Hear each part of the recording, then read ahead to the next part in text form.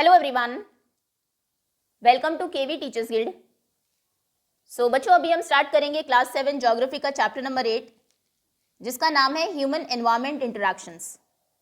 Chapter में हम read करेंगे कि कैसे ह्यूमन बीइंग इंटरैक्ट करते हैं एनवायरनमेंट के साथ, और ये स्पेसिफिकली देखेंगे ट्रॉपिकल और सब ट्रॉपिकल रीजन्स में।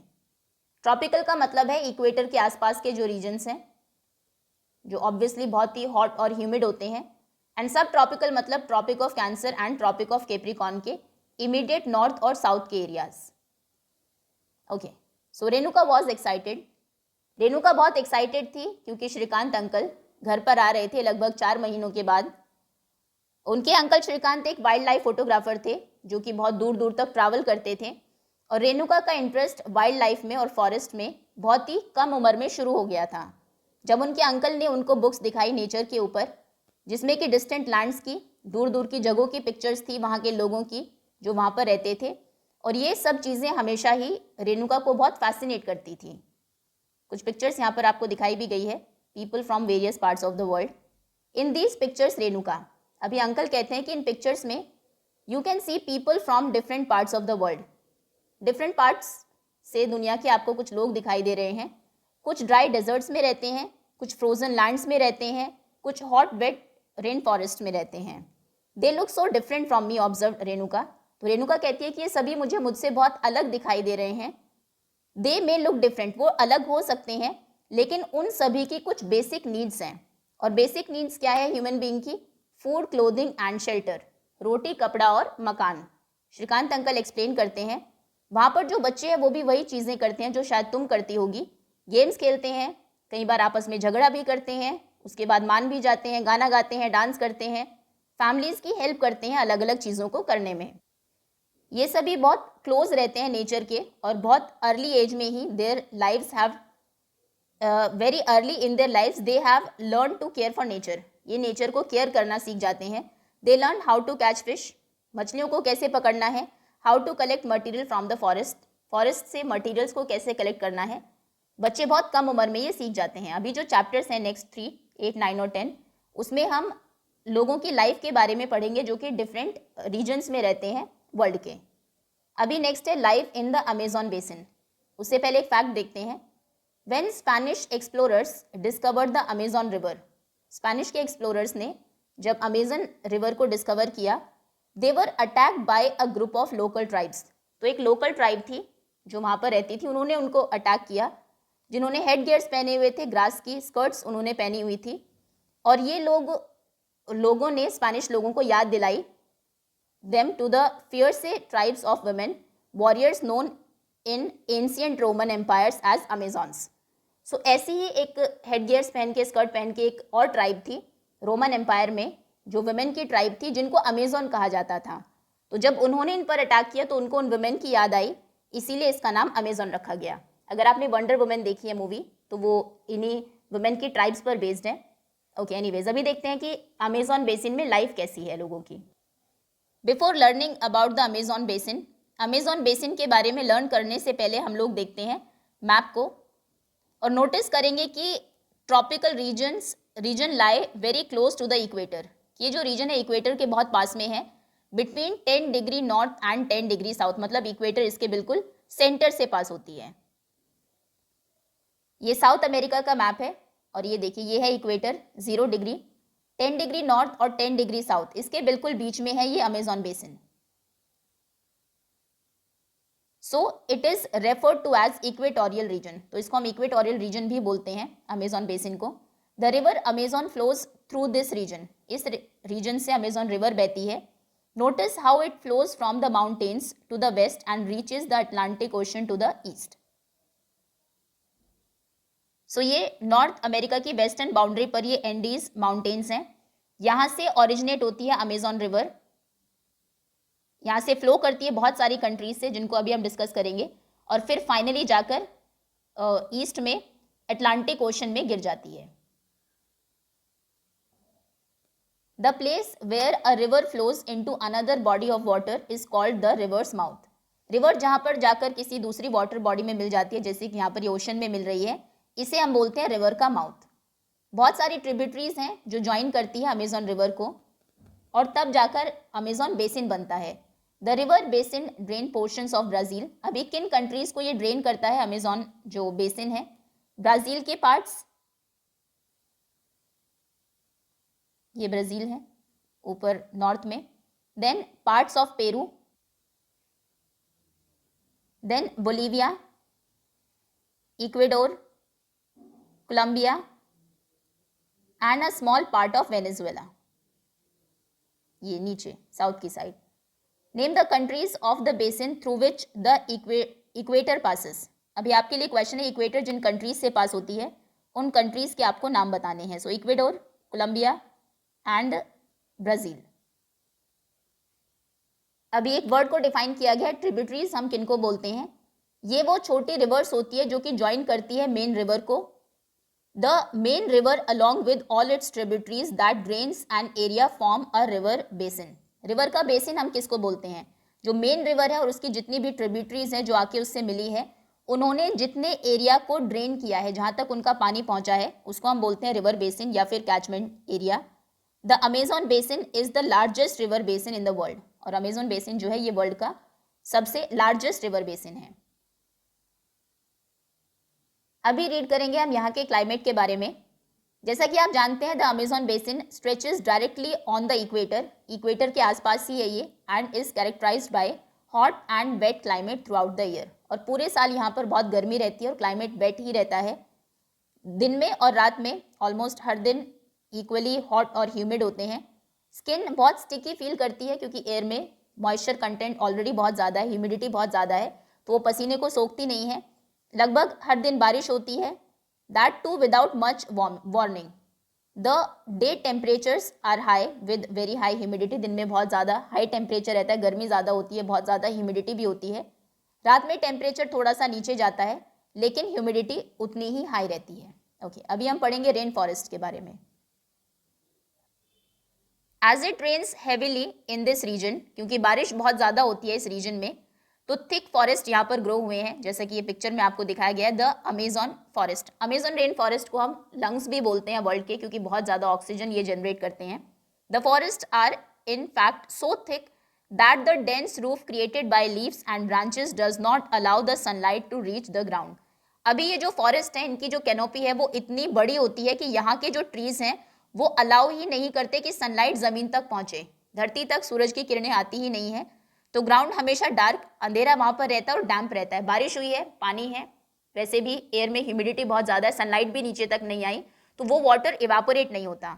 सिर्फ जो शेड टॉलरेंट वेजिटेशन है, मतलब जो कि बिना सनलाइट के उग सकती है, वही यहाँ पर ग्रो होती है, जैसे कि ऑर्किड्स हैं एंड ब्रोमोलाइट्स हैं। पिक्चर इन दोनों की देख लेते हैं। ब्रोमोलाइट्स के बारे में एक फैक्ट भी आपको गिवन है। ब्रोमोलाइट्स स्पेशल प्लांट्स हैं जो कि वाटर को स्टोर करते हैं उनकी लीव्स में, और कुछ एनिमल्स जैसे कि फ्रॉग्स हैं वो इन वाटर पॉकेट्स को यूज करते हैं एग्स ले करने के लिए। सो ये है ऑर्किड्स एंड ब्रोमोलाइट्स। इसकी लीव्स के बीच में जो स्पेस है उसमें वाटर कलेक्टेड रहता है, जिसमें कि कुछ छोटे एनिमल्स एग्स ले करते हैं।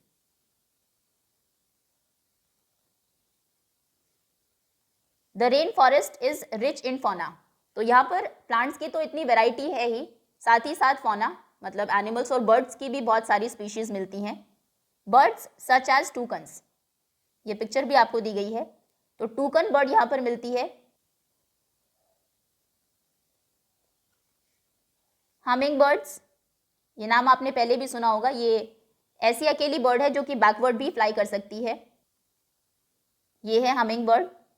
And macaw with their brilliantly coloured plumage, ये है macaw. Oversized bills for eating make them different from birds we commonly see in India. तो यहाँ पर जो बर्ड्स मिलती हैं उनकी बिल्स, उनकी चोंच बड़ी होती है साइज में, इसलिए ये बर्ड्स डिफरेंट है इंडिया में मिलने वाली बर्ड्स से। इंडिया में बड़ी चोंच वाली बर्ड्स हमें जनरली वेस्टर्न घाट्स में ही मिलती है। So these birds also make loud sounds in the forest. जंगल में ये बहुत नॉइस आवाज़ भी करती है। Animals like monkeys, sloth and eating tapir are found here. ये एंड ईटिंग टपीर की पिक्चर भी आपको दी गई है। तो ये कुछ एनिमल्स यहाँ पर मिलते हैं। Various species of reptiles, reptiles की और स्नेक्स की भी बहुत सारी स्पीशीज यहाँ पर है इन जंगल्स में। जैसे कि क्रोकोडाइल्स हैं, स्नेक्स, पाइथन अबाउंड, अबाउंड मतलब बहुत ज़्यादा मिलते हैं, crocodile, snakes and python, anaconda and boa constrictor, boa constrictor ये भी एक स्नेक ही है, are some of the species, ये भी कुछ दूसरी स्पीशीज़ हैं। इसके अलावा जो बेसिन है वो होम है thousands of species of insects का, बहुत सारे इंसेक्ट्स यहाँ पर मिलते हैं। कुछ स्पीशीज़ हैं फिशेज़ की जो कि फ्लैश ईटिंग है, जैसे कि पिराना फिश, ये भी यहाँ पर इस अमेजॉन रिवर में मिलती है। दिस बेसिन इज दस extra ordinary rich in the variety of life found here, बहुत सारी वेराइटी की लाइफ यहाँ पर आपको देखने को मिलती है। Now next topic is people of the rain forest. तो अभी हम रेन फॉरेस्ट में रहने वाले लोगों की लाइफ के बारे में रीड करेंगे। People grow most of their food in small areas after clearing some trees in the forest. लोग फॉरेस्ट में कुछ ट्रीज को क्लियर करके उनको काट के स्मॉल एरियाज में फूड को ग्रो करते हैं। While man hunt and fish along the rivers, man hunting के लिए जाते हैं, शिकार करने के लिए, फिशिंग करने के लिए, जबकि वुमेन इस टाइम पर क्रॉप्स को टेक केयर करती हैं। यहाँ पर जो मेन क्रॉप्स हैं वो है tapioca, pineapple and sweet potato. As hunting and fishing are uncertain, hunting के लिए कितने एनिमल्स मिलेंगे, कितनी फिश मिलेगी, ये बहुत अनसर्टेन है। तो वुमेन है जो कि फैमिलीज को अलाइव रखती है by feeding them the vegetables they grow. They practice slash and burn agriculture. Slash and burn agriculture के बारे में हम प्रीवियस क्लासेस में भी रीड कर चुके हैं, एक बार और यहाँ पर आपको दिया गया है। ये एक वे है कल्टिवेटिंग, लैंड को कल्टिवेट करने का, जहाँ पर फार्मर्स पहले एक पीस ऑफ लैंड को क्लियर करते हैं बाय स्लैशिंग और कटिंग डाउन द ट्रीज, पेड़ को और बुशेस को कट करते हैं, उसके बाद उन कटे हुए पेड़ों को जलाते हैं, जिससे कि जो राख है वो न्यूट्रिएंट्स रिलीज करती है सॉइल में, सॉइल और ज़्यादा फर्टाइल होती है उससे। उसके बाद यहाँ पर क्रॉप्स को ग्रो किया जाता है कुछ सालों तक के लिए। बार बार क्रॉप्स को ग्रो करने की वजह से जो पैच ऑफ लैंड है उसमें न्यूट्रिएंट्स की कमी हो जाती है, सॉइल अपनी फर्टिलिटी को धीरे धीरे लूज करने लगती है, तो फिर इसको अबैंडन कर दिया जाता है, कुछ टाइम के लिए खाली छोड़ दिया जाता है और ये लोग किसी दूसरे प्लॉट ऑफ लैंड पर चले जाते हैं। वहाँ पर भी वही करेंगे, पेड़ों को काटेंगे, उसके बाद जलाएंगे और एग्रीकल्चर करेंगे। अब इस टाइम में इस जगह पर जिसको वो छोड़कर गए थे कुछ प्लांट्स ग्रो होंगे और इस तरीके से फिर से जो लैंड है वो अपनी फर्टिलिटी को रिस्टोर करेगी, फिर से वो वहाँ पर वापस आ जाएंगे और उसको कल्टीवेट करना शुरू कर देंगे। इसे हम बोलते हैं slash and burn agriculture. The staple food is manioc. Staple food मतलब जो यहाँ का मेन फूड है, जो ज़्यादातर लोग खाते हैं, वो है मेनियॉक, जिसको कसावा के नाम से भी जाना जाता है, और ये अंडर द ग्राउंड ग्रो होता है, जैसे कि हमारे यहाँ पर पटेटो होते हैं। They also eat queen ants and eggs sacs. वो लोग क्वीन एंड्स को भी खाते हैं एंड एग सैक्स को। कैश क्रॉप्स मतलब जिनकी कमर्शियल वैल्यू है, जिनको वो बेचने के लिए उगाते हैं, जैसे कि कॉफ़ी, मेज़ और कोकोआ भी यहाँ पर ग्रो की जाती है। रेन फॉरेस्ट प्रोवाइड कराते हैं a lot of would for the houses. घर बनाने के लिए खूब सारी लकड़ियाँ यहाँ से मिल जाती है। कुछ फैमिलीज हैं जो कि थैच्ड हाउसेज में रहती है, जो कि बी हाइव की शेप में होते हैं, और कुछ रहते हैं लार्ज अपार्टमेंट्स में, लाइक हाउसेज कॉल्ड मलोका। इसके पिक्चर भी अभी हम देखेंगे, जिनकी स्टीपली स्लांटिंग रूफ्स होती है। देखिए ये है वो बी हाइव शेप के थैच्ड हाउसेज और ये है maloca. Life of people of Amazon basin is slowly changing. यहाँ पर रहने वाले लोगों की लाइफ में धीरे धीरे चेंजेस आ रहे हैं। ओल्डर डेज में the heart of the forest could be reached only by navigating the river. पहले अगर आपको फॉरेस्ट के बीच में जाना है, हार्ट ऑफ द फॉरेस्ट में जाना है, तो आप नेविगेट करके जा सकते थे अमेजॉन रिवर के through. But in 1970 the trans Amazon highway made all parts of the rain forest accessible. लेकिन 1970 में ट्रांस अमेजॉन हाईवे बनाया गया, जिसने कि जितने भी पार्ट्स थे रेन फॉरेस्ट के उस सभी को एक्सेसिबल बना दिया, ह्यूमन रीच के अंडर है अभी वो सब। ये देखिए ये है ट्रांस अमेजॉन हाईवे।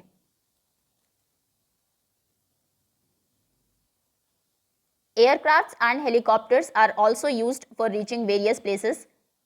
फॉरेस्ट में जगह जगह पर जाने के लिए हेलीकॉप्टर्स और एयरक्राफ्ट्स का भी लोग यूज करते हैं। अभी जो इंडिजिनियस पॉपुलेशन थी, जो लोग वहां पर रहते थे, was pushed out of the area, उनको उस एरिया से बाहर निकाल दिया गया और फोर्स किया गया to settle in new areas, नए एरियाज में सेटल डाउन होने के लिए, जहाँ पर where they continue to practice their distinctive way of farming. जहाँ पर अभी वो जो उनकी फार्मिंग का स्टाइल था स्लैश एंड बर्न, अब वो उसको वहाँ पर प्रैक्टिस कर रहे हैं। The developmental activities are leading to gradual destruction of the biodiversity, diverse rainforests. अभी ये जो रेन फॉरेस्ट है इनको बनने में थाउजेंड्स ऑफ ईयर्स लग जाते हैं और ये बहुत ही नेचुरली ग्रो होते हैं। हम ऐसा नहीं सोच सकते कि इनको अभी हमने हटा दिया बाद में हम ग्रो करेंगे। छोटे मोटे पेड़ पौधे आप लगा सकते हैं लेकिन रेन फॉरेस्ट दोबारा से ग्रो नहीं होते। तो ये ग्रेजुअली धीरे धीरे जो डेवलपमेंटल एक्टिविटीज़ हैं कि हाईवे बनाना, हेलीपैड्स बनाना, इन सभी ने यहाँ की बायोडाइवर्सिटी को डिस्ट्रक्ट किया है। It is estimated that a large area of the rain forest has been disappearing annually in the Amazon basin.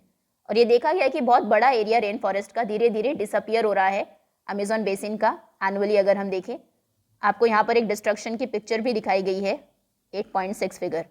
The top soil is washed away. अभी अगर रेन फॉरेस्ट हट जाएंगे तो जो टॉप सॉइल है, नीचे की जो पानी, बारिश यहाँ पर बहुत ज़्यादा होती है, वो टॉप सॉइल को अपने साथ वॉश अवे करके ले जाएगा, बहा कर ले जाएगा। लश ग्रीन फॉरेस्ट जो है वो एक बैरन लैंडस्केप में टर्न हो जाएंगे। सो पहले ये इतने सारे रेन फॉरेस्ट थे, इनको कट किया गया, कुछ एग्रीकल्चरल एक्टिविटीज़ यहाँ पर हो रही है, वो इतने बचे हैं। अभी धीरे धीरे लैंड ने अपनी फर्टिलिटी लूज़ की और फिर ये पूरी ज़मीन यहाँ पर बंजर हो गई और सिर्फ ये इतने रेन फॉरेस्ट बचे हैं। ओके, नेक्स्ट टॉपिक है life in the Ganga Brahmaputra basin. इसको हम सेकेंड पार्ट में कवर करेंगे। अभी के लिए इतना ही। होपफुली यहाँ तक चैप्टर आप सभी को क्लियर होगा। Okay, so thank you so much for watching.